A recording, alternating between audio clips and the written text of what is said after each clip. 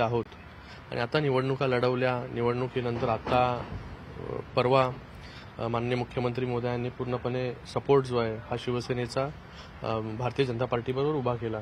तेव्हा कुठलीच बार्गेनिंग किंवा तडजोड किंवा काय अपेक्षा घेऊन ते सपोर्ट केलेला नाहीये. बिनशर्त पाठिंबा जो आहे हा माननीय मुख्यमंत्री एकनाथजी शिंदे साहेबांनी जो आहे हा मोदीजींना दिलेला आहे.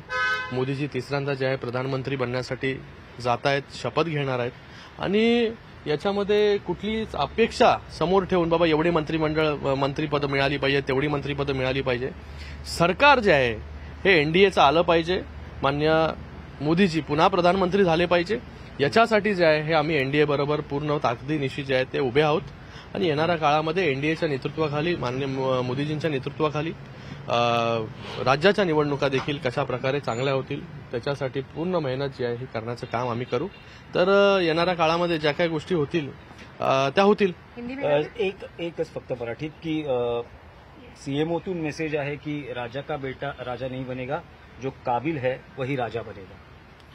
बघा मला वाटतं मीच वाक्य ते म्हटलंय. माझंच वाक्य आहे ते, कोणा दुसऱ्याचं वाक्य नाहीये.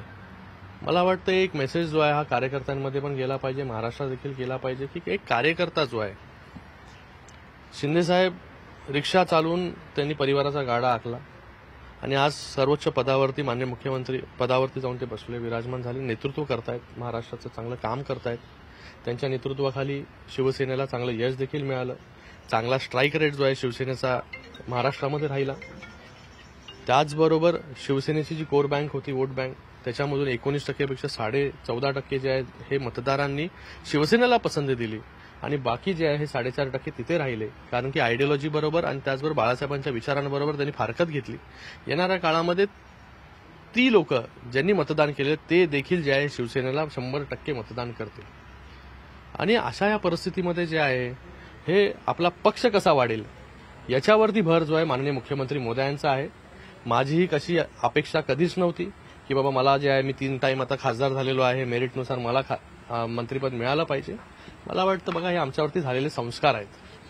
जे शिंदेसाहेब काम करतात, जे दिवस रात्र लोकांसाठी झटतात, लोकांमध्ये राहून काम करतात, तर मला देखील एक कार्यकर्ता म्हणून जे आहे पक्षाचा कार्यकर्ता म्हणून पक्षवाढीसाठी जे काय करता येईल ते करण्याचं काम करणार. सर, एक होतं की 18 खासदार आल्यानंतर गेल्या वेळेस 18 खासदार आलेले तेव्हा एक मंत्रिपद मिळालं आणि वारंवार बघितलं तर एक इतिहास राहिलेला की अवजड उद्योग मंत्रिपद शिवसेनेच्या वाट्याला येतं.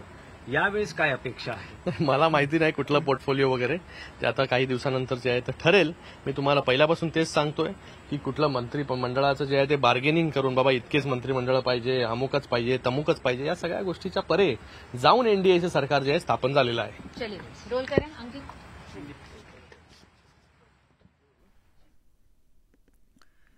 तर श्रीकांत शिंदे यांची ही प्रतिक्रिया होती आणि राजा का बेटा राजा नाही बनेगा म्हणजेच मेरिटवरून शिवसेनेतल्या प्रतापराव जाधव यांना मंत्रिपदासाठी त्यांचं नाव निवडण्यात आलंय.